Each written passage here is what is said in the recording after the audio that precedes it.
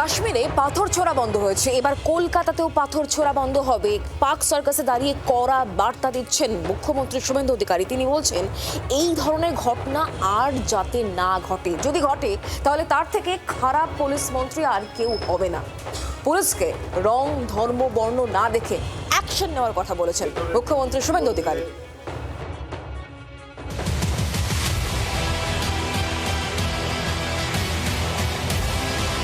আপনারাও কান খুলে শুনে রাখুন, এটা আপনাদের শেষ ঘটনা।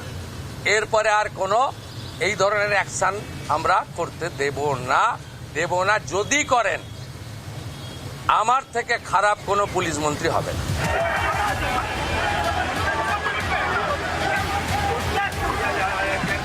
তো হঠাৎ করে কিছু লোককে জড়ো করে ধর্মীয় স্লোগান দিয়ে পাথর ছোড়া, এটা শ্রীনগরেও বন্ধ হয়ে গেছে। আমার মনে হয় পশ্চিমবঙ্গে বা কলকাতাতে এটাও বন্ধ হওয়ার খুব দরকার রয়েছে। রবিবার দুপুরে আচমকায় উত্তপ্ত হয়ে ওঠে পার্ক সার্কাস চত্বর। রাজ্য সরকারের বুলডোজার নীতি সহ একাধিক সিদ্ধান্তের প্রতিবাদে রাস্তায় নামেন কয়েকশো বিক্ষোভকারী। মুহূর্তের মধ্যেই অবরুদ্ধ হয়ে পড়ে সাতমাথার মোড়। পুলিশকে লক্ষ্য করে পাথর ছোড়া শুরু হয়। ঘটনায় আহত হন বেশ কয়েকজন পুলিশ কর্মী। পরিস্থিতি নিয়ন্ত্রণে আনতে পাল্টা লাঠিচার্জ করে পুলিশ ও কেন্দ্রীয় বাহিনী। সোমবার ঘটনাস্থলে গিয়ে অশান্তি মোকাবিলায় কড়া দাওয়াই দিলেন মুখ্যমন্ত্রী শুভেন্দু অধিকারী।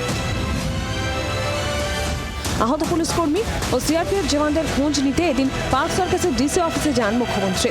সেখান থেকে বেরিয়ে রবিবারের ঘটনায় পুলিশের ভূমিকার ভূয়সী প্রশংসা করেন তিনি। পাশাপাশি বাহিনীর পাশে থাকার আশ্বাস দিয়ে নির্ভয়ে দায়িত্ব পালনের বার্তাও দেন। যদি মনে করেন আগের সরকার আছে, আগের নিয়ম আছে, আগের মতো পুলিশকে, ফোর্সকে হাত পা বেঁধে রেখে দেওয়া হবে, তাহলে কিন্তু ভুল করবেন। খুব ক্লিয়ার মেসেজ, জিরো টলারেন্স। আমি পুলিশ মন্ত্রী, হোম মিনিস্টার হিসেবে লাস্ট ওয়ার্ড বলে গেলাম, একটা পুলিশের গায়ে যদি হাত পড়ে এই সরকার তার আইন প্রয়োগ করে যতদূর যেতে হয় হবে। রবিবার দুপুর থেকে বিকেল পর্যন্ত উত্তপ্ত হওয়ার পর এই মুহূর্তে পার্ক সার্কাসের পরিস্থিতি সম্পূর্ণ নিয়ন্ত্রণে।